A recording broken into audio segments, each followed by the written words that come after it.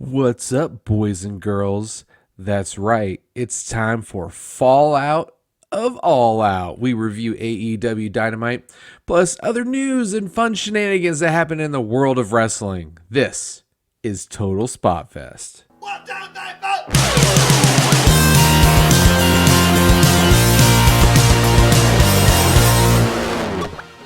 And welcome back to Total Spotfest. I am JJ Brownlee. He is Jamie Faulkner. We are coming back at you with the Fallout from All Out. Gotta rock the shirt. I got so many shirts to rock from this past week. I told Jamie, of course, I get home and immediately buy two more because, Ruby Soho and Adam Cole. But anyway, I digress. So thank you guys for watching. Thank you for joining us. We do appreciate it. If you are watching us on YouTube, do us a big favor. Go down below and give us Adam Cole super kick to that like button. If you want, you can give a little high five to the subscribe as well. We would appreciate that. It does help us out quite a bit. If you are following along on your favorite podcast provider and you want to join the conversation, you can holler at us at Total Spotfest. So On the Twitters. On the Twitters.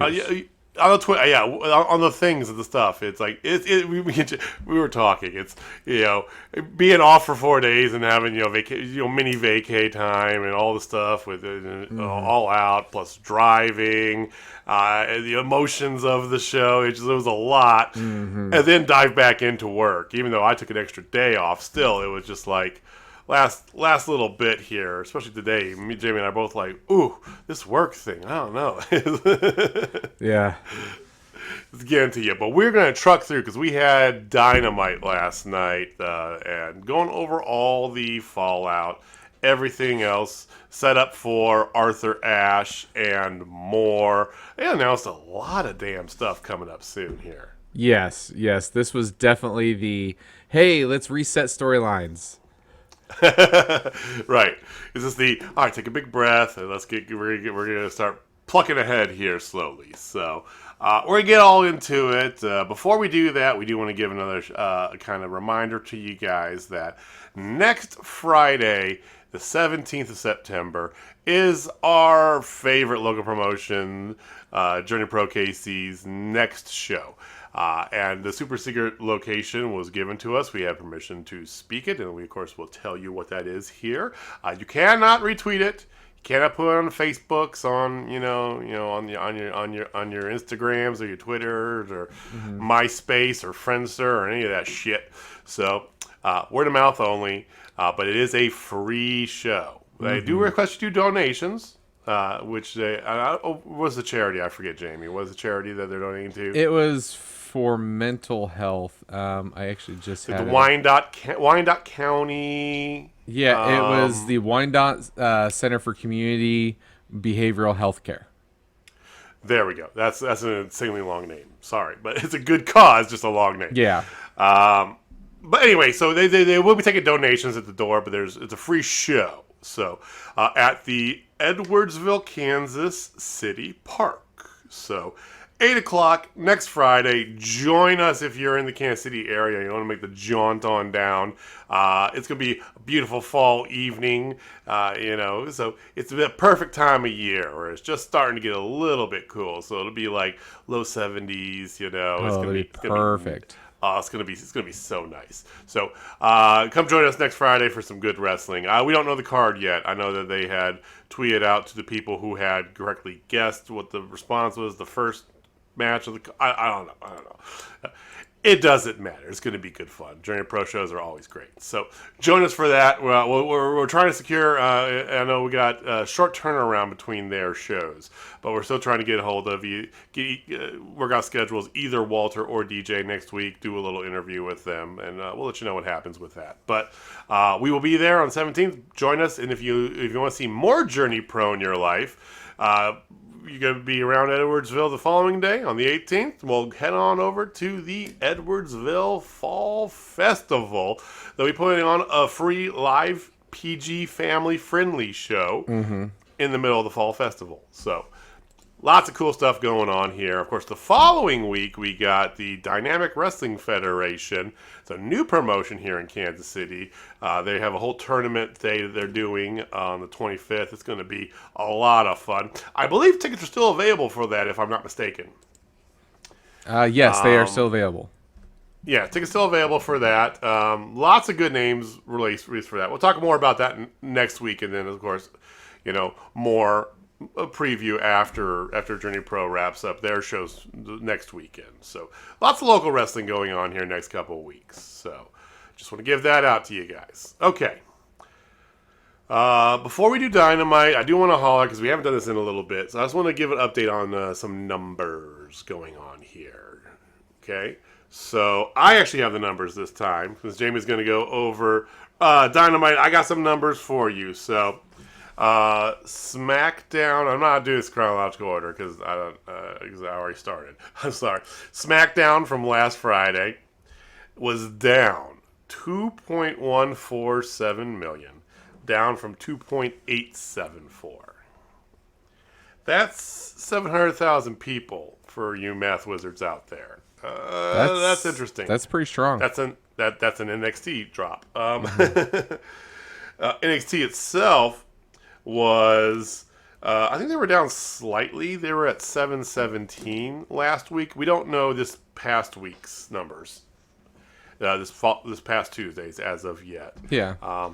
I honestly I didn't even watch NXT this past week. This is the final week before the new format. Next week is new NXT whateverness. It is the wedding of, or we'll see. It's the wedding of Index, but it's the new NXT thing. Did you see online somebody? Someone's trolling, I know, but they put up a different NXT championship belt that's floating around Twitter. No, I did not see that. It's an all silver. It's the same championship belt, all silver though, and then the strap itself is white with all the color splashes, like the new logo. Oh, it actually legitimately looks pretty good in my opinion, but it sounds not good. It does. It's yeah, it's a thing. Anyway, I'm pretty sure that's just a Photoshop Twitter thing, but we'll see what happens, right? Hey, whatever. So Raw from this past Monday this was on Labor Day, so it was expected to be down, and it definitely was down. It was the week before they were at 1.9, and this past week they were at 1.849. So they went down 50,000 viewers, but below 2 mil solidly. And you called this a little bit ago. Someone else called it out on Twitter that they definitely, I think it was Jericho that said that they definitely see Dynamite beating Raw soon. Mm-hmm. I agree. I agree 1,000%. Especially if they stay around 1.8. That's not that big of a jump for Dynamite. I mean, hell, that could happen to Arthur Ashe. Perhaps. I think that's a very likely scenario. And moving forward, I think it's gonna be a snowball effect. So we'll see with that. Now, Impact itself, if you remember 2 weeks ago, Impact dipped down big. They went from 126 to 98. And it was like, yeesh. Yeah. Ouch. Right? Well, this past week, back to 126. So odd to me because if you look at the trends, I'm just going to go back a month. You had 122, 126, 98, 126. So, outlier, but they're kind of back to that, if you take out the odd man out there, they're floating around the 120s consistently, which is good for them. Keep it at that. Sure, you want to be above 300. If they would just get a better partner. I mean, come on. I agree. So, I don't have access. I don't either, and I watch it through their website because they put it up there through the website. You can also do the $1 a month thing or $1 a week thing, whatever. I don't even know what it is. It's $1 a month on the YouTubes. Yeah, it's $1 a month. Yeah, but it's $1 a month, but it's confusing how you do it, and I think that therein lies the problem because there's Impact Plus. And Impact Plus is their streaming thing in their app, and that doesn't include this. Then there's 2 different levels of this YouTube Premium membership, right? So you get the dollar one, then you got the other one, which is basically the dollar one plus Impact Plus, and it's too many. It's too confusing, right? It's just very confusing. So anyway, the Anthem Media CEO said that there was going to be a big announcement coming with network partners or something like. I don't even remember what he said, but hopefully it's a new network partner. We shall see. That would be nice. As far as AEW, I know, right? Because it's a legitimately good show. I think it's, honest to God, I think it's the second best promotion of these ones we talk about here, the ones that are readily available on American TV. I think it's the second best promotion out there. Yeah, because it's hard to get New Japan. Well, I'm not including New Japan in that consideration. That's why. Yeah. Because New Japan is definitely tough. And strong is what it is. But Ring of Honor, is not quite what Ring of Honor used to be. NWA doesn't really feel... I would definitely put Impact above NWA. So, yeah. And with the changes to NXT, yeah, definitely Impact number 2. As for All Out, of course, we don't know last night's numbers, but the week before's Dynamite drew 1.047 million viewers. Now, that is down 10%. CM Punk's Dynamite debut the week before had 1.172. So down a little bit, but still above the magic 1 million, right? That's where they want to live, above 1 million every week. So that was good. Rampage, the go-home show from this past Friday, not as good. They were down to 696. I still don't know. We probably won't for another week or so here what the buy rate was. Those will usually take a couple of weeks to come out. But they've already said that this is the highest grossing, the most buy AEW pay-per-view of all time. Mm-hmm. What that actual number is, we don't know. I'm assuming it's going to be a big, big number. Oh, same. 100%. I think it's going to be a big, maybe flirting with WWE's big. Maybe not WrestleMania numbers, but definitely flirting with one of WWE's medium-sized pay-per-views big. Yeah. Megan has been begging me up. Megan 3 belts. She's been, hashtag not my champion. She's been begging me up to get it because obviously she tried to get it at home and they didn't know my login credentials and all that fun. It was all right though. Yeah, I mean is it still $50? I was going to run a replay, but it was still the same price for the replay. Yeah, it's still $49.99. It's like, dang. Hey, I have no problem paying for that, but this show isn't live anymore. There's got to be a replay discount. Yeah, yeah. It's like a week later. Can I buy it for $30? Yeah, 25. Come on, give me half price or something. I mean, it's well worth it. Don't get me wrong, but come on now, come on. All right, so that's numbers we got. There's been some news going on as well. Sean Waltman's been working out again, and he's got bald head and beard, kind of looking like miniature Braun Strowman.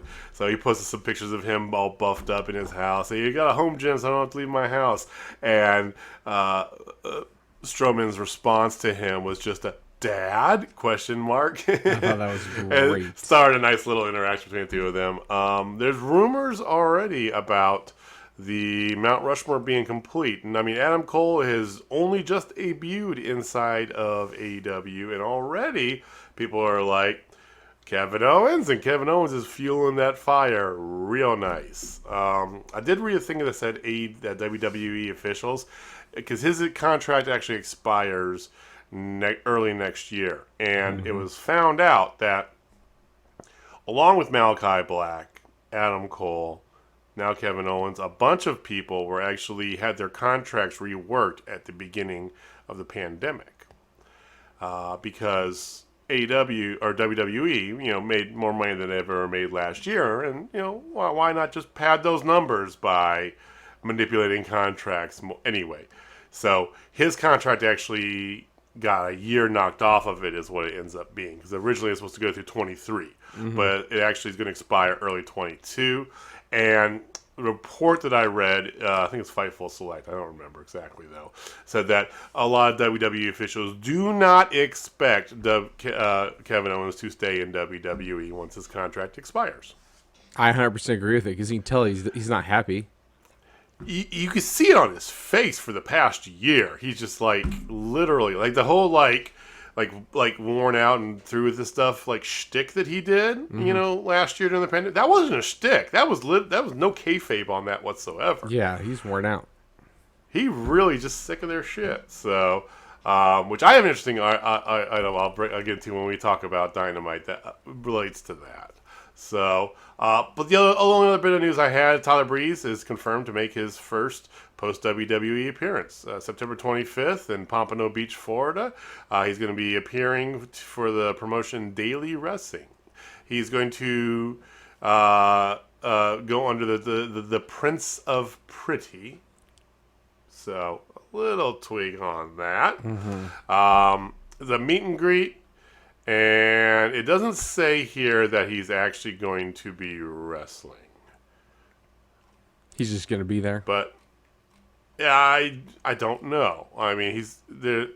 There's a meet and greet according to this here. Fans will be able to meet the Prince of Pretty in person at our first ever daytime fan fest from 4 to 6 p.m.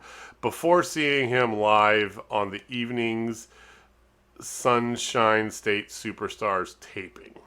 So, it's suggesting he's going to be on the taping for this show, but it doesn't actually say he has a match against anybody specific or anything at all. He's going to be there for a meet and greet, and then he's going to be on the taping. So, I'm not 100% sure. Interesting. But I know, because he was given big vibes that he wasn't going to wrestle for a hot minute. Take some time off a little bit, let his body recharge. He's focusing on his wrestling school and his Twitch, and he had kind of like a Jessamine Duke-esque deal, I think, ironed out for stay on up, down, too, right? Mm-hmm. I don't know, though. I mean, if it's just a meet and greet, cool, whatever. But if he's actually going to be wrestling somewhere, that's where WWE tends to draw that line with him. So, mm-hmm.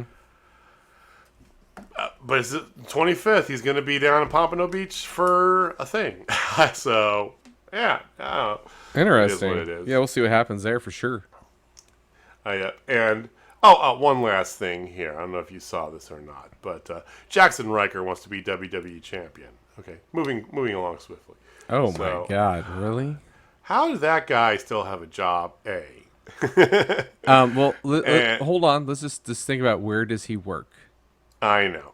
He works with a bunch of ran by a bunch of racist, misogynist, white people, like hardcore uber Republicans, which is everything he is.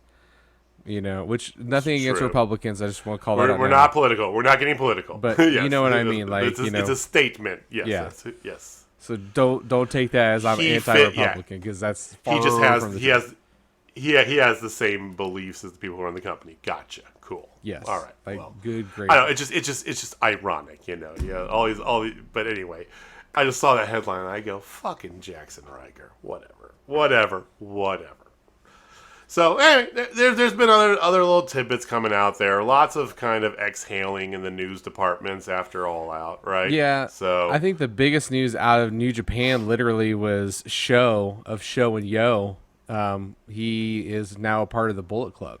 So that's the biggest thing. Yeah, it happened at New Japan Wrestle Grand Slam because Show. That was over the weekend, right? They had a show. Yeah, so Show and Yo were facing off against each other because I guess as tag teams do, they split up.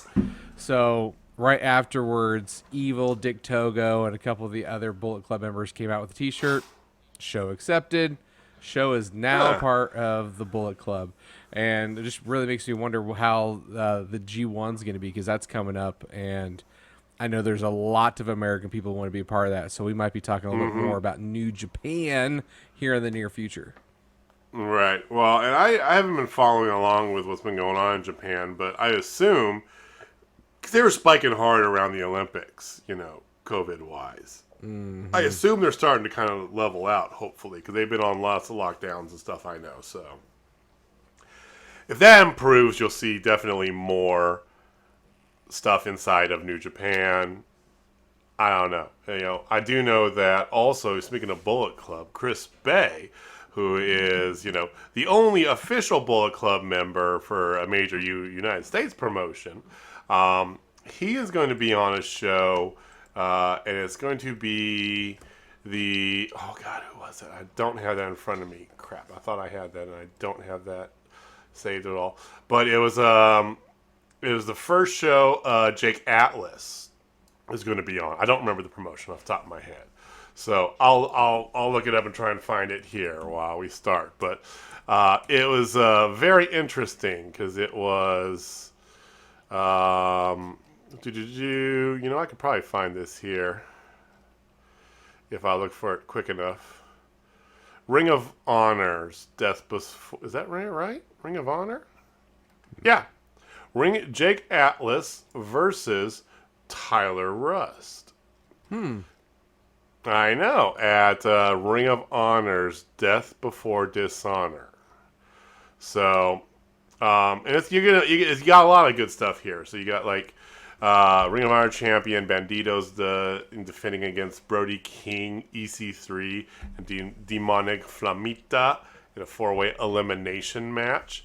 The Ring of Honor World Championship tournament comes to an end with Miranda Alize, who we've seen on Dynamite and Dark, right? She's going up against Rock C, who upset Angelina Love in the semifinals. And then you have a 6-man tag team championship, which is Shane Taylor, Moses, and Khan versus Dragon Lee, Kenny King, and Bestia del Ring. Then Jake Atlas versus Taylor Rust. I thought that was nice. You have Violence Unlimited, which is Conan's new group, right? It's Homicide, Chris Dickinson, and Tony Deppen versus Josh Waters, LSG, and Lee Moriarty, the newly all-elite Lee Moriarty. I don't know if you saw that this evening. That. But that's good news for him. The Briscoes versus Matt Tavern and Mike Bennett. And then somewhere on here was Chris Bay, but I don't see him listed on this particular card that I'm looking at. So, Jake Atlas getting back out there. He was, I mean, they all were, but he was definitely horribly mismanaged inside of NXT and the main roster call-up that he had, brief as it was. Truly gifted athlete. He actually asked for his release, too, before. He was asking, because he was asking for like 6 months, he said in an interview. He said he was asking for his release for like 6 months. Or 6 months he has to talk to Triple H, right? And he kept getting pushed, kind of like, oh, yeah, he'll get to you, sort of thing. And he kept getting dodged by Triple H, which was not a good sign, right? And so he actually asked for his release a little ways back, ahead of time. Like, hey, this ain't working out. Let me just go, right? They said no, and then they cut him eventually. So interesting as all. But yeah. So anyway, so that was the only other news that I really had. I know there's Triple H thing as well. Triple H, best of whatever your thoughts are. Best of wishes to Triple H. He did have a heart thing. He had apparently it was a genetic condition, but he had a mild cardiac. What was it? A mild cardiac event. It said. Yeah, it's probably when he got told that he's no longer in control of NXT. And started again. I can hear my heartbeat, and but he went to surgery. He's fine. They said it was a genetic thing that caused it. So good on him. We don't wish anybody that sort of no, we don't. So we might not like the product, but we still love Triple H for what he did. It's not Triple H's fault. No, not at all. It is definitely not Triple H's fault. So yeah. Let's talk some Dynamite. Let's do it, man, because this was the fallout from All Out. The fallout from All Out. All right.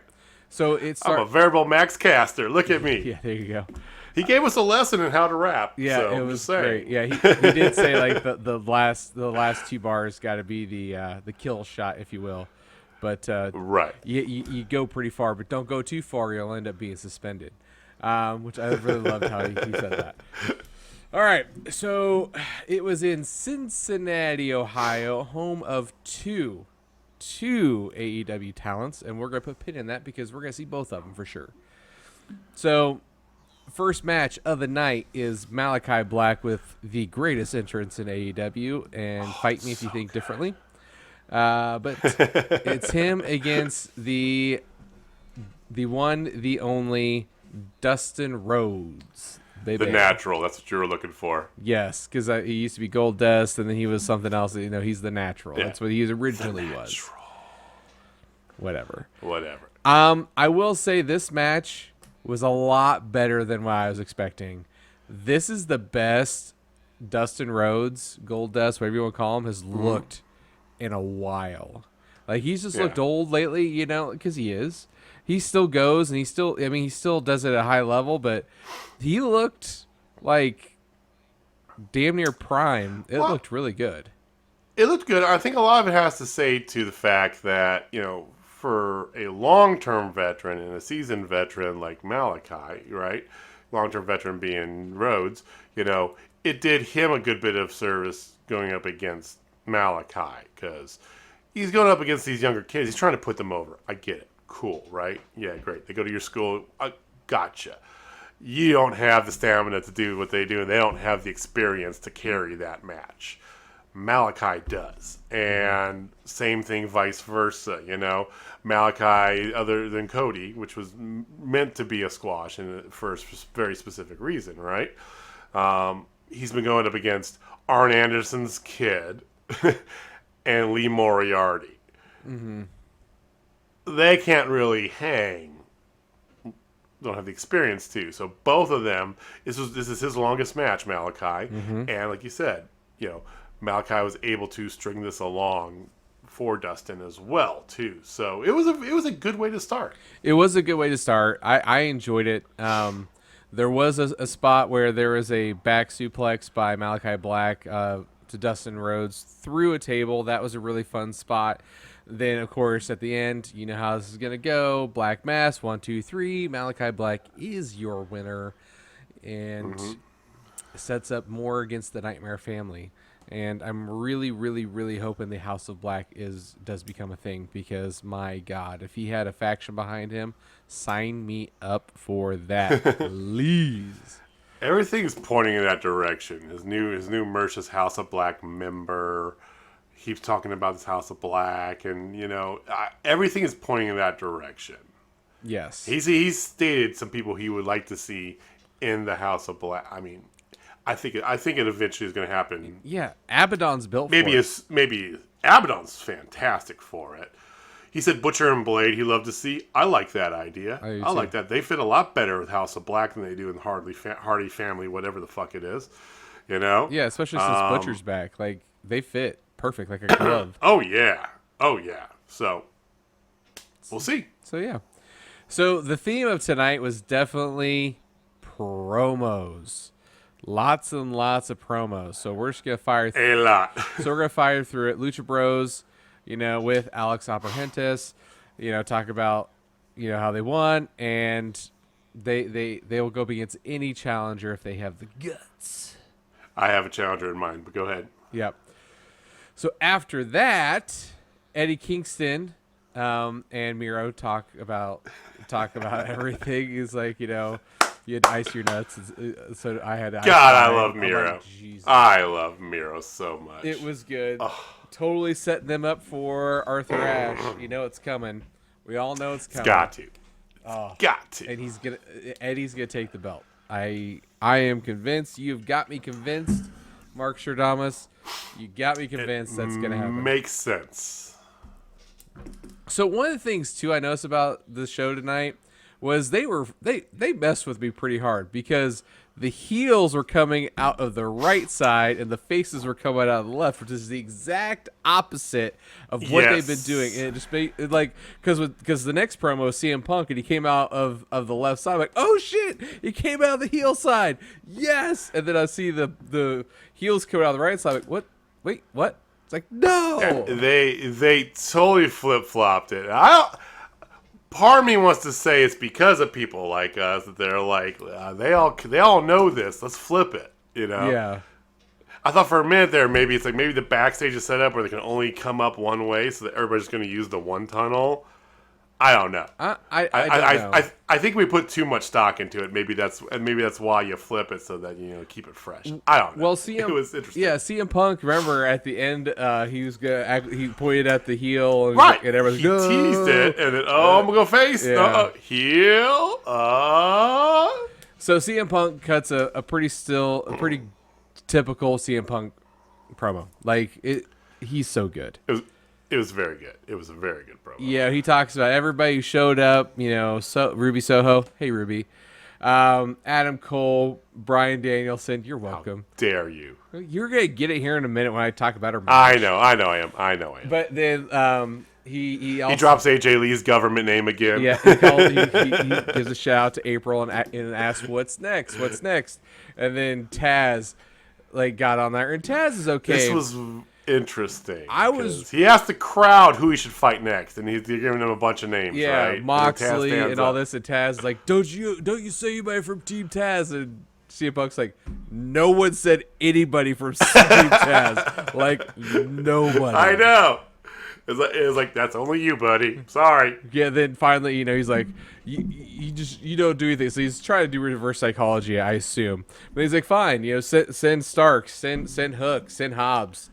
I'll kick all of their asses and survive if I let you. But I was like, okay. It was fine. That was a fun little thing. But I'm really pining for, and I know it's early, but a MJF versus CM Punk promo war just is titillating. You tweeted about that, and you are not in the wrong. That would be, especially because MJF had a promo coming up here in a smidge, and I think you're 100% right, and I think that honest to God, that match would be really good too, because the MJF style it fits well with CM Punk style. I think that's a good. You tweeted that, and I'm like, yes, give me that. That's that. Yes, straight up, give me some of that. But also in this promo, I forgot to say, he did give a shout out to Brian Pillman Jr.'s Aunt Linda. She was in the crowd, so that was really cool. Called her an angel and all this stuff. It was really cool. And talked about how she's on Dark Side of the Ring and all the stuff that she went through with Brian Pillman. It was a really touching moment, and we're gonna put a pin in that because that's what we do. Oh, that was that. Yep. Then Santana Ortiz say they're coming for that top spot. Finally, let's go. Give me Lucha Bros, Santana Ortiz. That's it. They had a epic run when the four of them were in Impact together. And barely anybody saw it because that's when Impact was just starting to get good again from their bottoming out. The whole global championship, whatever Jarrett saw the promotion that it quickly became for a hot minute, and then it was right after that the four of them were there, and you had LAX versus Lucha Bros, and it was amazing, and nobody saw it. Yeah, but I want to see it now that they're back in the. Yes, that's what I want to see, 100 times over. So right after that, we get Ruby Soho. Hey, Ruby. There you go. Getting interviewed and by one Tony Schiavone. Just want to call that out too because we're gonna put backstage. Yep, backstage. But Britt Baker interrupts just damn near instantly, and it was amazing. Britt Baker on the mic is so deadly. Whoo boy. The two of them together on the mic, I didn't expect to be this good either because I didn't know if they'd have chemistry together. But yeah, so my favorite thing they did. My favorite thing about this is you might as well just go over to catering because that's where you've been for the past 4 years. Well, she talked about it was about nicknames. Yeah, so nicknames. Ruby's like, you have a lot of nicknames. You have this. You have this. She's digging into giving these little jabs, right, to Britt, about each one of her little nicknames, right, and then Britt doesn't take any jabs. She just comes straight to it, and it's like, well, I'll take all my nicknames over whatever you're calling yourself. What, Runaway? Why don't you run away back to catering where you've been for the last 4 years? It was so good. Oh, and you could tell Ruby's much more confident here because just her body posture and everything. Everybody talks about how much control creative has in WWE over your every move, right? And you can see that Ruby's a great example of this. And I know I'm fixating, but whatever. Hey, Ruby. But she's always like doing the stupid thing where she's pulling her jacket like, all the time, right? She's posing basically after every word she would say. She's not doing that now. She's a lot more free. She's a lot more open. Yeah, I mean, you see that with the other people as well as they've come over. And Miro's found his own voice, right? And that's another great example of that, right? So, yeah, these two had good chemistry together. I liked this. Yeah, I liked this more than I thought. I thought it was just going to be kind of a thing to get Ruby over a little bit, and they're going to move it on. But it actually might have some teeth a little bit. I mean, still Thunder Rosa is the one to take the belt off her. Mm-hmm. I still agree with that. But this has definitely got more weight than I thought it would have, so I like it. Yeah. So we'll see this thing play out. I'm looking forward to it. After this, you have Powerhouse Hobbs versus Dante Martin, and this match did not go the way I was expecting, but it really did after the CM Punk promo. Because the CM Punk promo, Taz is, trying to make his team look good, so of course his team's going to win, right? And Dante Martin looked amazing again. Powerhouse Hobbs is looking good too. Like, I like me some Powerhouse Hobbs. But yeah, Powerhouse Hobbs wins. He hits a massive... It was almost a D'Lo bomb style, because Dante Martin ran at him full speed and he caught him one armed and did a power bomb out of it. It was sick. Yeah. It was a spine buster. Yeah, it looked like a spine buster to me, but they kept calling it a power bomb. I'm like, I'm writing down power bomb, but it looked like a spine buster. It was amazing. I mean, and part of it is Dante Martin. He can get so high in the air. He is a freak of nature. Like him and Ray Phoenix going at it in a match. Yes. Well, his brother's almost all the way. His brother's close to returning. Yeah. So then we'll get Top Flight and because I know he's been on. He's been touring with them because he's been on the Toy Hunts recently for Ethan Page's vlog. So. Get Top Flight versus Lucha Bros, man. Look, just for the spots alone, that thing would be just. Oh, it'd be insane. Okay. All right, it would be insane. It would be textbook definition of flippy spinny shit. Let's go times 1,000. All right, after this, my new favorite heel. Dan Lambert of America's Top Team. Who would have thought those words would come out of your mouth 2 months ago, right? Yeah, the first time I saw him, I'm like, who the hell is this guy? And it's like, oh, he's with America's Top Team. Okay. And then he cut that gnarly-ass promo then, and he keeps cutting amazing promos. Like, holy shit. Good. His promo skills are really, really good, and he doesn't even do wrestling. Like, he does MMA, and he sounds like he's been in the business since he was 7. Like, I don't get it. The guy's like 50 something. Like, he sounds like he's been doing it for years and just has it down to a science. Like, it's amazing. So he's talking up Man of the Year, of course. They basically are the hottest thing going. And they open up the challenge to the locker room on behalf of Scorpio Sky and Ethan Page if anybody's got the guts. Again, another guts reference. So, I liked it. It was solid. Then we had this weird, quick video promo about the whole trying to cut Orange Cassidy's hair in the buy-in. Yeah, I was in the food line during the buy-in, so I didn't even see at that. The very end, they came up with scissors and they were gonna cut Orange Cassidy's hair. He's not even known for his hair, but he always messes with his hair. So Mark Howard's like, "I want to cut your hair. I want to cut it off because you always mess with your hair." And Cassidy goes, "Whatever." Go ahead. Yeah, that was it. It was like, so it's so good. Sure, that was the best part of it. All right. Another promo. Wow. But Lots of promos. back from break.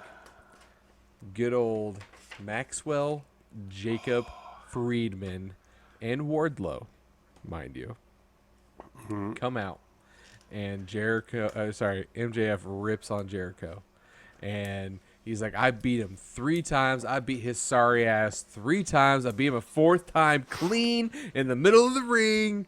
And he's like, however, due to bias, and he was treated unfairly. It was really good. He was going off This about is the best promo of the night, in my opinion. yeah, and then he called it Cincinnati. I like that one. And Yep. and then he started going after Linda Pillman. And Hard. hard.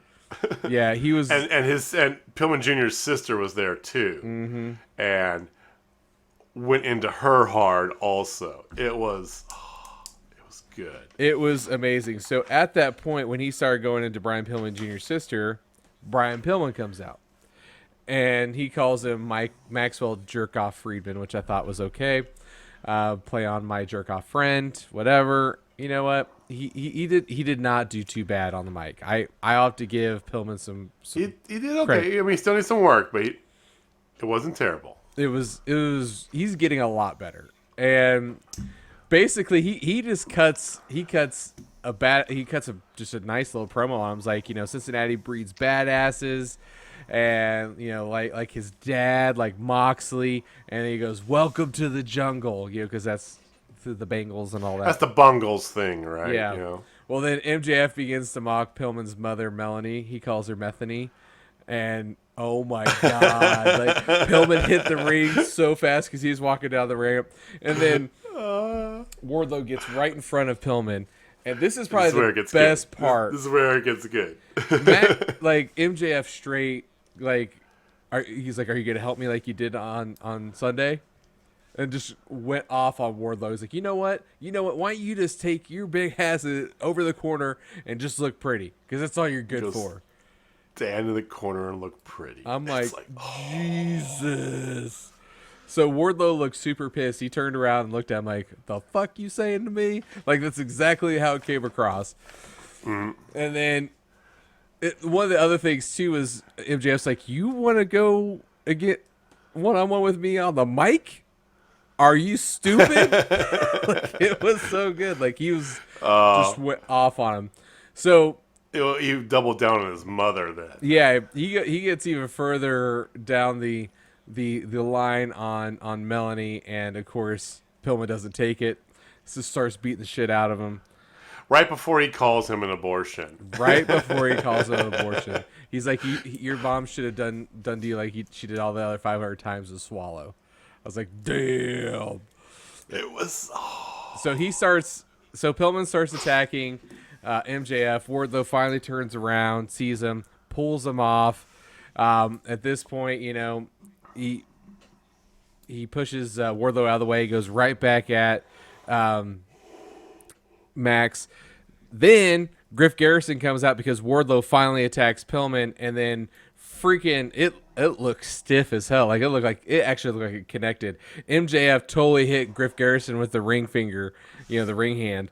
And it looked like it legit connected. Like right on his temple. Yeah, it looked like he got knocked the fuck out for real. Like, I was like looking around for Chris Tucker. Like, where is he? So yeah. So well, I mean, they've teased in the past this whole like domination thing of MJF over Wardlow, right? Mm-hmm. There's been little sprinkles here and there the whole time, and I know that the story is that he's the hired hand, right? Mm-hmm. He's the hired hand of MJF, so that's kind of his role. He's the help. He's Virgil, right? So this is the first time I've really seen him kind of more than just a passing glance, because he took a while to respond every time in the corner, right? Oh yeah, he let him get his comeuppance. So do you think this is them basically starting to dissolve the Pinnacle-ish? I could see them kicking MJF out of the Pinnacle and the rest of them stay together. Well, but the thing is, without MJF, I don't know if the Pinnacle is the thing. see. I mean, they looked pretty good together later. Well, the point being, FTR and Spears don't necessarily need to be in a whole other faction because they all have Tully Blanchard as their manager independently. Yeah. Otherwise, that's fair. right? Pre-Pinnacle. So 3 of them are fine as they are. MJF and Wardlow don't need to be associated with them for them to get over or vice versa. So the Pinnacle doesn't need to be a thing necessarily, or it could be kind of like a loose association thing, kind of like Bullet Club for like the extended members are. Like Chris Bay's part of the Bullet Club, but he's not running out anytime soon to help Dick Togo with any sort of feud because they're halfway around the world. But you know what I'm saying. So I think that might be something, but just more of a fallout. I think more of that long-term plan maybe for removing Wardlow from MJF is what I thought. Because this is the first time, like I said, that there was like an actual like delay in his reaction to back up Max's work. No, I agree. So this definitely, I agree. I think the seeds have been planted, and this will come to a head at some point in the very near future, I believe. Or really do. Yeah. I don't want to say very near, but that's... I would say November. Well, we'll just throwing okay. something out there. Like November 13th. I could hear that. November 13th. In St. Louis or Kansas City or somewhere else. Yes, somewhere in that general vicinity. Yeah, I heard a rumor days. I don't know, it's just internet speculation, but somebody said that they heard from a source that cities being like things being talked about are like Detroit and Minneapolis for Full Gear, and I'm like, okay. But they're doing they're still doing Dynamite and Rampage like the Wednesday and Friday before. If you go to AEW Tix right now, the only St. Louis tickets that are available are Friday the 5th Rampage tickets. So I did that before we came on here. So, I don't know. I still think it's a venue thing. I mean, they announced later on, bunch of announcements, but one of the things they announced around this time, actually, because they had little things on the bottom, they announced that the UBS Arena is going to host them in October, I believe. UBS is the new Islanders hockey arena on Long Island. So that's a pro NHL arena. That's a big. So we're getting into big arena territory here. Yep. And I think that's the whole thing with some of these schedules moving forward. Is they're just like, are we ready to do this every week? Because we need to, and it's like Full Gear. We need to be in a big arena for Full Gear, don't we? I think we do. I think they're trying to hammer that out. T-Mobile Center. Let's go. 4 hours away. That's all we're saying. Okay, yep. we'll stop egging that on when they announce T-Mobile. All right, so next up is Jamie Hayter along with Rebel and Dr. Britt Baker, DMD, versus Ruby Soho. Yeah! It was a good match. It was. And even though it covered a commercial break. A lot of them covered commercial breaks because they had so many damn promos. Yeah. They didn't break away from the entire match, though. So they had to push the whole commercial break, which I appreciate when they do that. I hate when they go through like 3/4 of the commercial break and then stop, Mm-hmm. It's like, why bother? But nah, this was a very good match for both of them, I thought. Yeah, so it had everything you want. Like, Jamie Hayter looked good. Obviously, Ruby looked good. You had all the moves that you wanted to see. Ruby nails her soccer kick to the jaw of Hayter for the 1-2-3. Ruby Soho is your winner, by the way. But it had everything. It was a really solid match. Both of them worked incredibly well together. There was a couple miscue type things, but no one got hurt. And it actually, because if it was a miscue, it looked cool. So. Because some of them I don't think that's how she was supposed to fall, but it looked really cool. Right. No, it looked really good. But right after the match, that's where everything kind of got real because Rebel and Britt started attacking Soho. Then out of nowhere, here comes Riho in her cute little adorable self.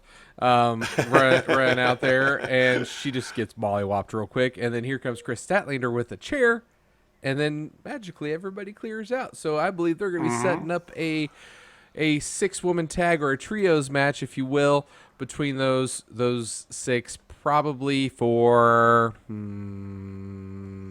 Arthur Ashe. No. Dynamite? No, Rampage. Rampage. That's a Rampage. It's already announced for Rampage this Friday. Is it already announced? Shit. Did you miss all the announcements? Oh, yeah, I guess I did. Yeah. I'll when you get to that point of the show, before the main event, I'll talk about it, because they announced a bunch of stuff. So the entire Rampage card they announced, and yeah, 6-woman trios match this Friday.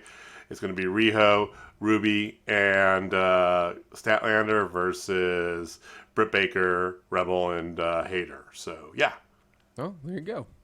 So there you go. That should be a good match. This should be a fun one to watch. After this, Brian Cage says he's not done with Ricky Starks. Whatever, moving on. Then we have the pinnacle of FTR and Shawn Spears with the legend Tully Blanchard versus the Dark Order. That is John Silver, Stu Grayson, and Evil Uno, accompanied by 5, 10, and Colt Cabana. So... yeah, they did a promo real briefly before it, though, with the Dark Order, with them fighting. If you don't watch Dark, only thing I'll tell you that happened from this, you go watch Max Caster's Return Rap. It was great. But there was Dark, not Dark Elevation, but Dark from this past week had had Evil Uno versus 5. Because 5's like, fine, because he keeps going harking at Uno, you're not our leader, you're not our leader, you're not our leader, right, all this stuff, and he's trying to keep him in line, and 5's like, well, fight me then. If you only want to prove it to me, fight me, beat me, and so they wrestled, and he did, and there was a couple times in the match where Uno kind of snapped a little bit, right, but that was kept going on. So they were kind of still harking on this, and Uno's trying to put on this like unified front. And 5 is, who is definitely, it's the 5-10 John Silver, and if it was here, Alex Reynolds camp versus Stuno. Now you got me saying it. Stu, Uno, and Colt Cabana, right? So the younger guys, the more veteran guys, are kind of, Anyway, so they're kind of bickering back and forth, and then who shows up but number 99, Anna Jay, and Tay Conti, who they actually did point out is not officially a Dark Order member, and that is correct. She has not signed her paperwork yet. Tay, sign that paperwork. But they show up, Tay gets in the middle and pulls a whole mom move about, hey, you can figure this shit out, sort of thing. We're a family, blah, blah, blah, right? Okay, cool. And then she tells Stu that if he acts up again, she's going to kick his ass. Which is perfect. I appreciate that so much. The BTE, yeah.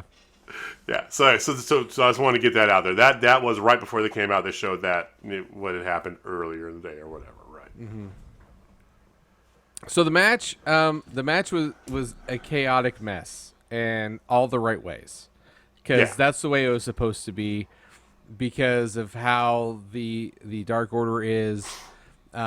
FTR and Shawn Spears basically decided to show up because they were going to implode themselves. Like, that was the whole play. That's the whole thing. And that's the point exactly of this match was that. Yeah.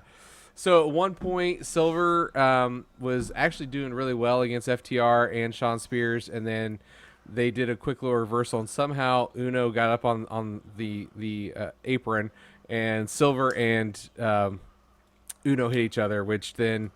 here comes Stu to check on Uno, leaving John all by himself, and he gets triple teamed, and he gets a DVD.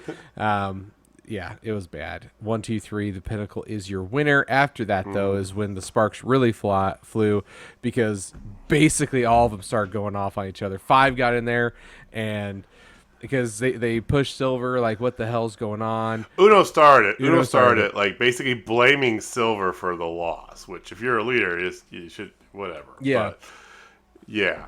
He started blaming Silver for the loss, pushed Silver, which led to 5, because 5 is kind of the hothead of everything, right? So he gets in there and starts getting back, and then all hell's breaking loose. And yeah, so I think it just takes one millennial cowboy to Bring it all together. Yeah. And I was wrong on my dates. So, oh, and by the way, it ended with, of course, Tay Conti and AJ come out the ramp and halfway down. And then when the people in the ring look over, they see them. It's like they're disappointed they're letting her down. So this is important. She's the glue here more than we're giving it credit for. But yes, it does take the Millennial Cowboy. You're right.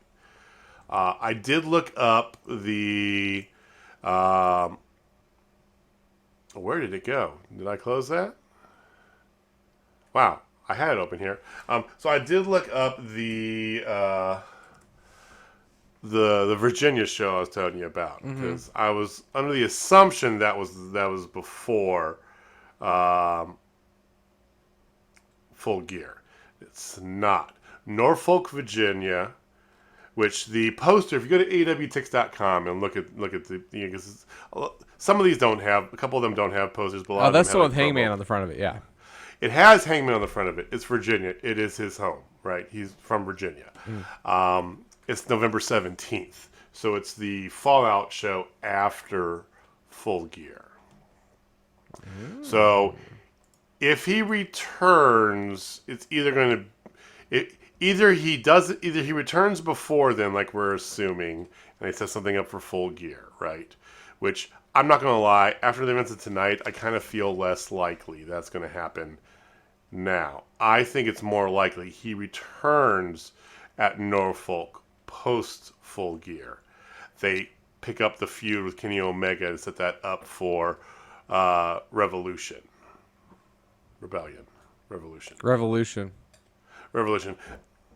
Stop naming your pay-per-view so similarly, wrestling companies. Because there's Impact Rebellion. There's Revolution. I think that's more likely now. But anyway, we shall see. That's 2 months away. So can you really string this infighting on for 2 more months until Heyman gets back? I mean, we don't know when he's going to get back. He asked for time off. Wife's having a baby, right? Yeah, so we don't even know how long he's going to be off. Until he comes back, though, this is kind of where they have to live, right? Yeah, they have to live in turmoil. And it might come to a head where things look like they're going to go nuts and, like, people... Do you think they might actually do, like, for a short term, do a full split? God, I hope not, because they're one of the best things that's happening in wrestling. Right. I think with Anna Jay that they don't need to. I think that she's playing, and the way they're having her play this role, this motherly figure, right, for the faction. I think that can string it along. I hate to even use that phrase, but that can keep it together long enough till Hangman gets into the fold, right? I think that's the play. I hope so. This is really good. Yeah, I could see that. I could see it. So I could see like her trying, and it starts to work for a little bit. Then it just gets really bad, really, really bad, and she doesn't know what she's going to do anymore. Then boom, cue Hangman, the knight in the shining armor, or in black and purple. Black and purple tassels. Yeah. All right. So Tully Blanchard's interviewed by Shivani. He basically wants Spears and Darby next week, and soon enough it will be Tully and Sting one more time. Sure, Tully. Yeah, whatever. All right. After that, you have Brian Pillman just talking that he got a match against MJF in Arthur Ashe Stadium on September 22nd. That should actually be a pretty good match. I'm looking forward to that. But it was interrupted by the Acclaimed, and one Max Caster happens to have a match with Brian Pillman on next week's Rampage. Yes. This week's Rampage. Sorry, this Friday's Rampage. This Friday's Rampage. Sorry. Yeah. So this Friday's Rampage is the women's trios match. Caster versus Pillman. You're going to have Darby and Sting answer Tully Blanchard's whateverness. And Andrade versus Pac. Which should be a banger. I'm not going to lie. This Friday's Rampage sounds good. Sounds really good. Andrade sounds 6 women. Yeah. Andrade Pac, yeah. Well, Andrade was pissed because he wasn't on Wednesday. He's like, why am I on the B show? And it's like, it's not a B show. And they're proving it right now. That's the point. We're trying to make sure that it's not the beat. I mean, that's where CM Punk debuted. Yeah. On fucking Rampage. All right. So after this, we have the Elite coming out to talk with Tony Schiavone. Immediately, Don Callis grabs the mic and puts Kenny over as the #1 ranked wrestler in the PWI Top 500. And I think he deserves that number. Absolutely, I absolutely. think he's the Like best. I don't care what anybody says. Like his year was much better than. Well, we know he's a better wrestler than Roman Reigns. His year was better than Roman Reigns. The argument for Roman Reigns to be above Kenny Omega is not an argument. It's a non-factual statement, non-phallic statement. I don't even know where my mind is. Sorry, it's been a long day. Moving on swiftly. All right. So Yeah, he say stiffly. Yeah, exactly. All right, so Callis puts over the Elite, saying Kenny does what Kenny does. He says that the Bucks had their belts stolen from them, which I thought was great. And then he gives the mic over to Nick Jackson. I'm sorry, Nick Jackson with the amazingly with the terrible. it was so bad. It was wonderful. He's got his nose pierced, and he had a chain running from his nose to his ear.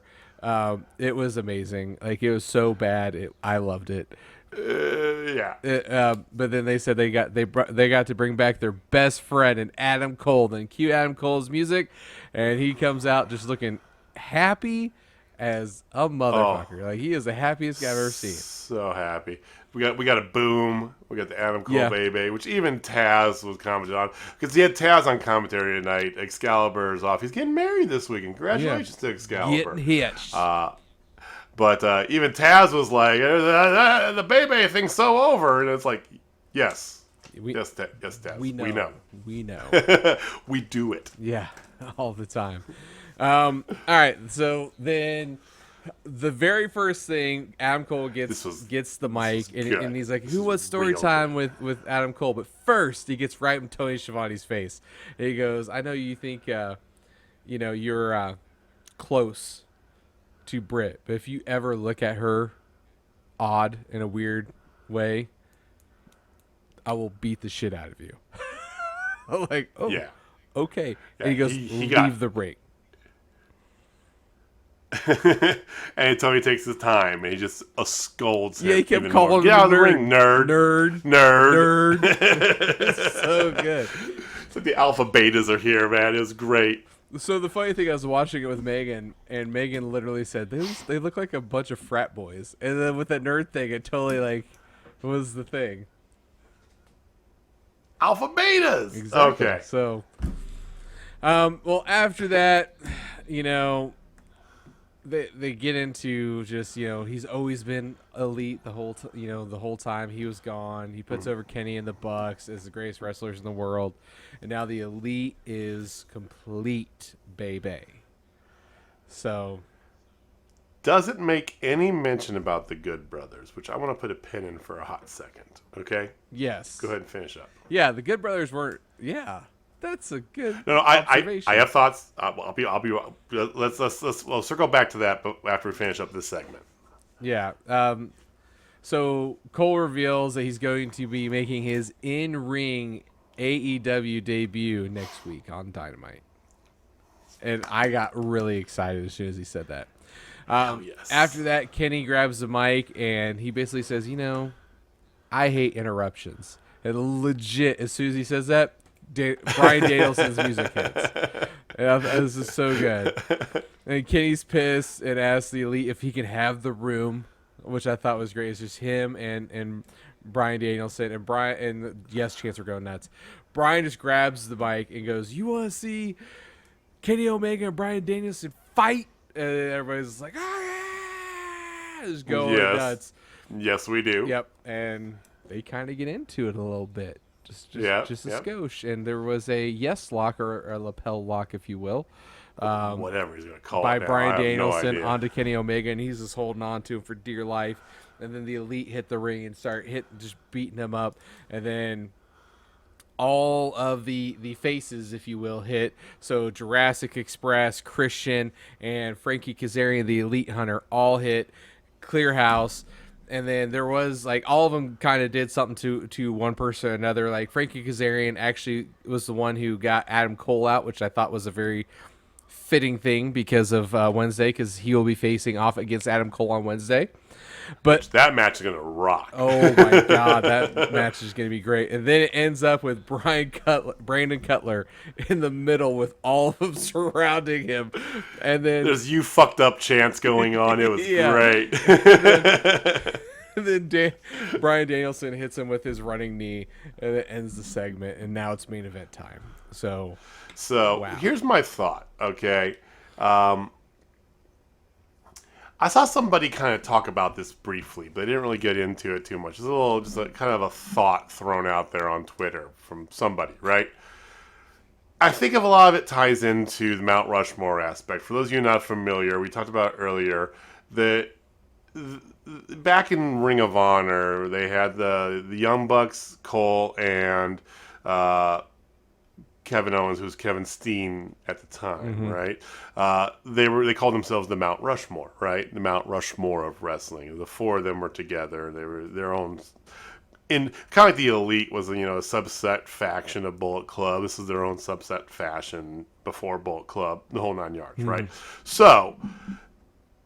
And if you go to Pro Wrestling Tees, like they have like a painted Mount Rushmore thing like behind the desk there with the four of them on it. So it's a legitimate thing. If you're into indie wrestling, you would have known about that. With the thought process as he be coming over, you kind of get to thinking, it was like, wow, they're getting a little big for their britches, right? Well, I saw somebody talk about this that the Elite's getting kind of big, right? You got the Bucks, got Cole, Omega. Plus, you got the guys, the Good Brothers. Yeah. Thank you. I couldn't think of you got the Good Brothers. And then you've got all the supporting staff around them, right? With Callis and Cutler and Nakazawa and all the stuff, right? I would not rule out an Elite split, because if you think about this thought process that they had was that because you have. Omega and the Good Brothers kind of on one side of things, and then, get jealous of the Bucks being so close to Cole, so you split, and they can feud with each other. I think that if you pull in Kevin Owens, Kevin Steen into the Mount Rushmore bit, that works even better. Plus, to be completely honest, the Good Brothers are not AEW talent per se. They're Impact signed contract talent. So they kind of don't fit here anyway. But they've been lumped on with everything because of the whole angle that they've been doing. So you can cut them out easily enough and you have them just go back, especially I think that if they were going back to Japan more, because they were supposed to be kind of doing double duty between Impact and New Japan, but that's not going to happen anytime soon. Yeah. I thought it would by now, but it's definitely not. So I think that this, in part, it may be filler, but the other part is I think that, if they are going to be around AEW for the long haul, at least in this light, I think that could be an interesting way to go about it. So just some food for thought, some ideas that were kind of thrown out there, because he definitely did not address them, Cole did, at all, the Good Brothers. And Callis didn't make mention of them. They're tag team champions still, and didn't even talk about them. They're basically never talked about on AEW unless they're actually wrestling. So, on men out, we'll see what happens. But it's just an interesting observation I wanted to throw at you. No, that's I like that. I like that a lot, actually. All right, so we have main event time. So this is one of the matches I've been yearning to see after All Out, and that was Minoru Suzuki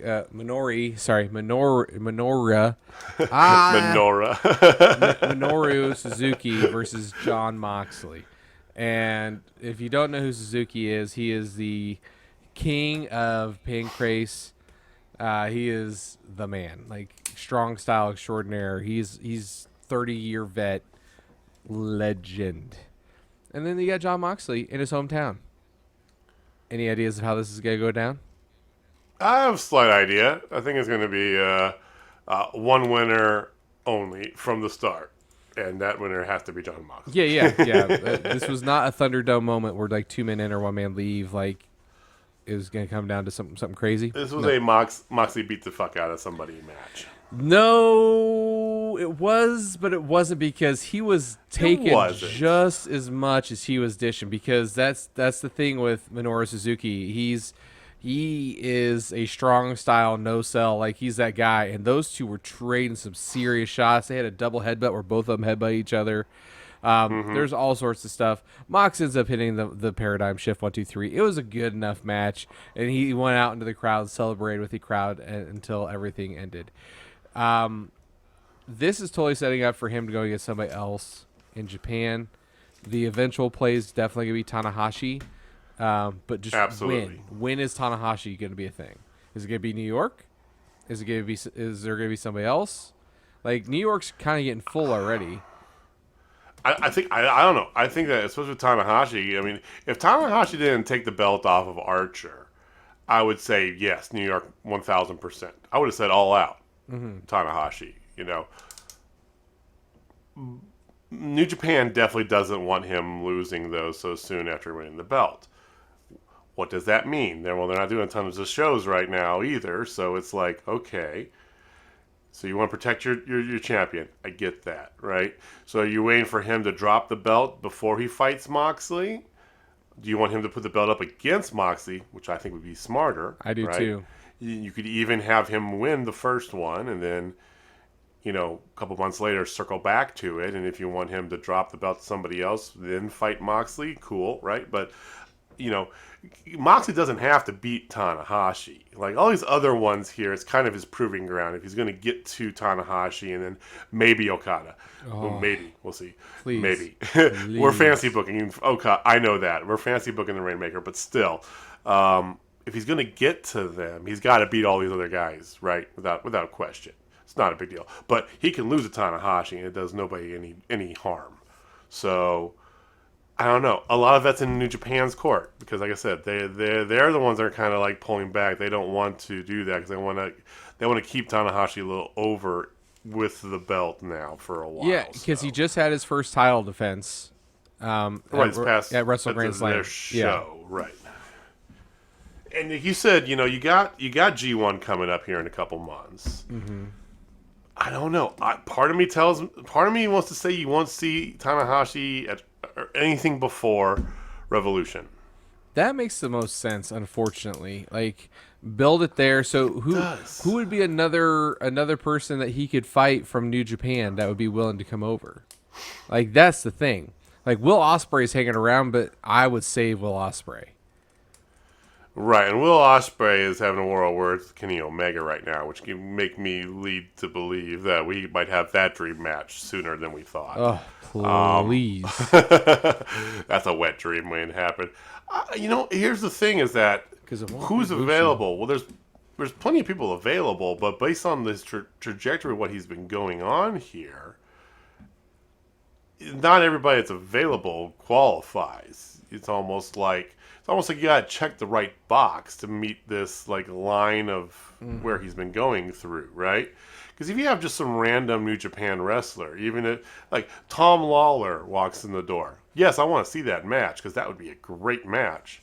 It doesn't make sense though, not for this, not for what he's been going after. Because everybody knows that when he says that it's not the name I want, it's not this. Everybody who knows wrestling knows he's talking about Tanahashi. Everybody does. Yeah, because it won't be Ibushi, you know. I mean, Takagi maybe before that. Takagi, I could see Takagi. I could see Tetsuya Naito. Yeah, but he's on the same level. But he's on the same level as Tanahashi, like in stardom. Like I don't know. Like it's so difficult to figure out who he could go against. Maybe one of the Bullet Club members, like Dick Togo or Evil or somebody, but. Then you're bringing the Bullet Club over, and then that gets some shit going with the Elite, and that's what you really want. That's the ultimate end game, if you ask me. Yeah, I mean, because maybe you do like a younger guy. I mean, you could do that. Who was that guy? Yuya Lamura, you could do him. I don't know. I mean, is Hikuleo has been over? You could do. I don't know if a younger guy makes sense though. I would say maybe. Okay, here's what I would think. Ooh, Actually, Tomohiro Ishii. I was just gonna say Tomohiro Ishii. That probably would be my next bet. Okay, because he's made overtures at Tanahashi. Mm-hmm. He faced off against Moose at Resurgence. He fits the bill because he's kind of the same ilk of Suzuki and wow, it was just like 3 days ago, JJ. Jesus Christ. Whoever he fought on Sunday. Sorry, Kojima. Kojima, thank you. I keep wanting to say Kushida, and I knew that was wrong. And I'm like, it's a K. It's a yeah, Kojima. He fits the bill, age-ish. He's been around. Ishii is what I would guess would be the next one if I was to guess one. Or maybe Jeff Cobb. I mean, Cobb fits the bill, sure, but I mean, Brian Alvarez said it as a joke, but he's basically is working his way through Japanese wrestlers, right? Mm-hmm. I mean, Ishii's the next in the line. So here's just a few of them that he could do. Like obviously Okada, which that won't happen. Hiroki Goto. Okada's the end game. Yeah, Hiroki Goto. Yoshihashi, Sanada. Sanada's a definite possibility. Tachi. Okay, yeah. Evil, Tamatanga, but then again, we're getting Bullet Club land, and probably want to. I think if you see the Girls of Destiny, it's going to be against Good Brothers. Good Brothers. Yeah, Kota Ibushi, Shingo Takagi, but Takagi right now. Takagi's their champion, so it won't be him, and it won't be Ibushi. Either. It won't be Ibushi. It's not going to be Ibushi Okada until maybe Tetsuya Naito, Toru Yano. Tomohiro Ishii, we've already seen him go against Kenta, Tonga Loa, and Yujihiro Takahashi. Interesting. I mean, Takahashi I could see as well. Yeah, but Great Okan. My money is either him, but I still think Ishii would be the next one. It makes a lot of sense. I like that. I think you're basically going down in age with these guys, more or less, getting closer to the right age. But you take in you have the legends you've gone through, so you kind of go down to that next level of and then you're whittling your way to the current top men, right? Which is Ibushi, Okada, but first Tanahashi. Because I don't think you get either Ibushi or Okada, definitely not Okada, before you get Tanahashi. Even though Tanahashi's currently the only one that's a champion of the three, but that goes along with it too. That they're not going to throw their top champion at him either. But I don't know. There's a progression here, and it's laid out in a way. We're just trying to fill in the blanks. I don't know. Ishii's my guess. Tell us what you guys think. Who's Moxley going to face off against you next? Give us a comment, give us a tweet, at Total Spotfest on Twitter. Let us know. Maybe we're not thinking of somebody, because clearly it's John Moxley versus the country of Japan. So, 100%. That's why I try to rule out Jeff Cobb, because he's not Japanese. I mean, yeah. I don't know.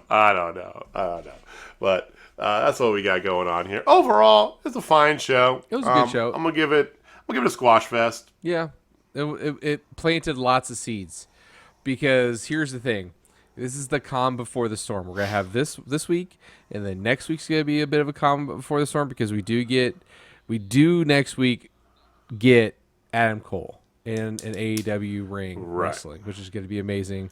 We'll get to see it. It's going to be in Jersey, which is going to be a lit crowd. 100%. And then the next week after that, they're at Arthur Ashe Stadium, and that place is going to be bonkers. So they're stepping it up like they do. They're going to do waves, get it going, and then after Arthur Ashe is when they're going to start laying the foundation for the upcoming pay-per-view of Full Gear. That's hopefully in St. Louis, Kansas City area. Right, because basically you have 1, 2, 3, 4, 5. You have just under just under 2 months from when they're done with Arthur Ashe to Full Gear. Okay, so just under 2 months because it's 22nd is Arthur Ashe, and then 1, 2, 3, 4, 5, 6, 7 and a half. Yeah, so you have 7 weeks and 3 days before Full Gear. So that gives you plenty of time to get everything going here. I think that some of the storylines we're doing right now are definitely meant to run through and stop at Arthur Ashe, but a couple of them I still feel are like these bigger builds, right? The whole Hangman thing, we don't know what's up with that. We had an idea when he'd be back, that'd be cool. Cody be back, he's going up against that's one of the things that was announced tonight too. Cody's going to go up against Malachi at Arthur Ashe, like you said. Mm-hmm. So is that the end of his feuding with the Nightmare Family? Probably. Or is this another kind of level, the beginning of the House of Black, him and other members, right? I think that's what happens. I think if that's the case, then him and Cody keep going at it, which is fine. I mean, Cody can do that. I'd rather see Cody in a promo. Like, remember the whole thing with him and Penta when Phoenix was hurt? Mm-hmm. I love that. They just gave it to us a single match a week later, and that was it. It was like, well, yeah, give me a little bit more long-term storytelling there. Yeah. Yeah, no, yeah. I'm right there with you. I think Arthur Ashe Stadium, that is the time we get to see the members of the House of Black. At least one, if not more, members of the House of Black. It could potentially be Buddy. You know, this is already the biggest draw that they've had. They haven't even sold out yet, but they're over 17,000 seats. That's more people than they had at the United Center. So it's already the biggest ticket that they've had. There's going to be somebody showing up there. 100%. Somebody, whether it's Jonah or Buddy Ryan now, Buddy Matthews. Buddy Matthews, yeah.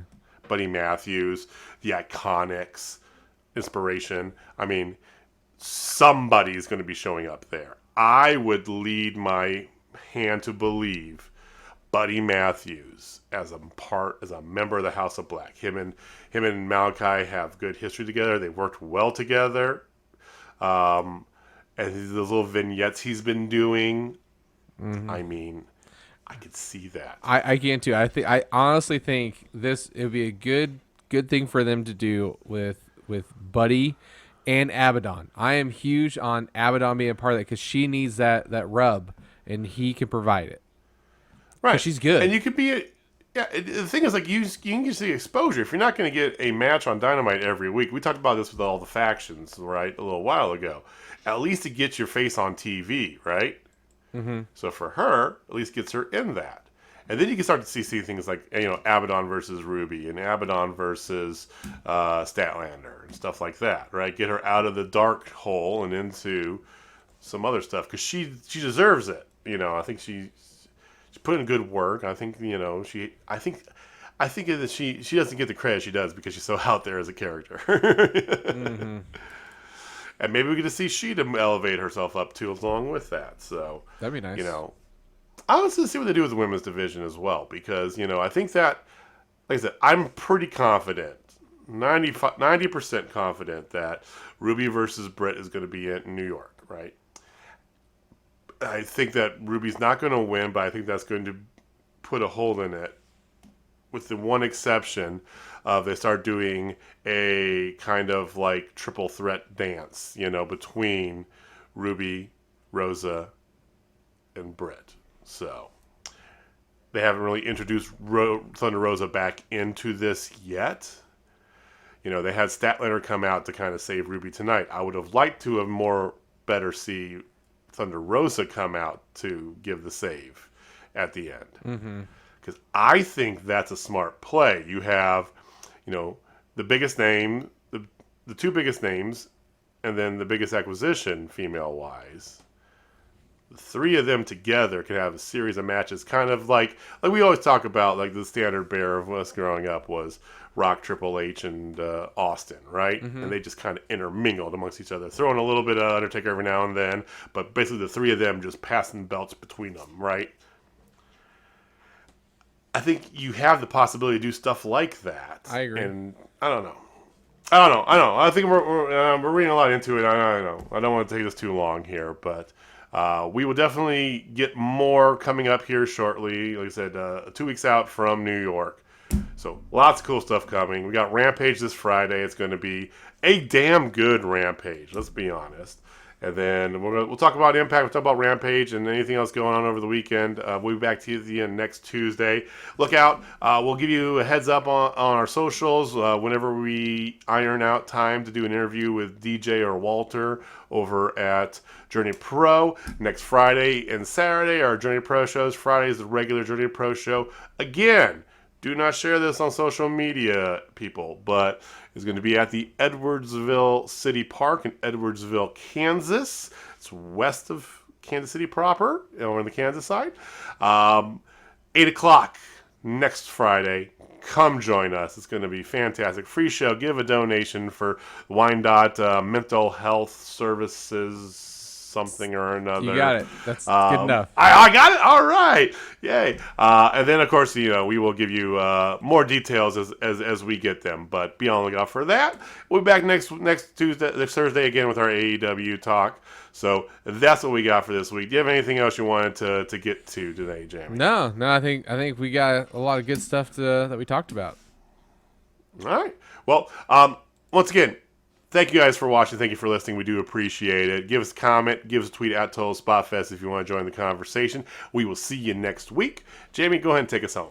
All right, ladies and gentlemen, if you're not down with Total Spotfest, I got 5 words for you. Ooh, 5. Dark Order will be okay.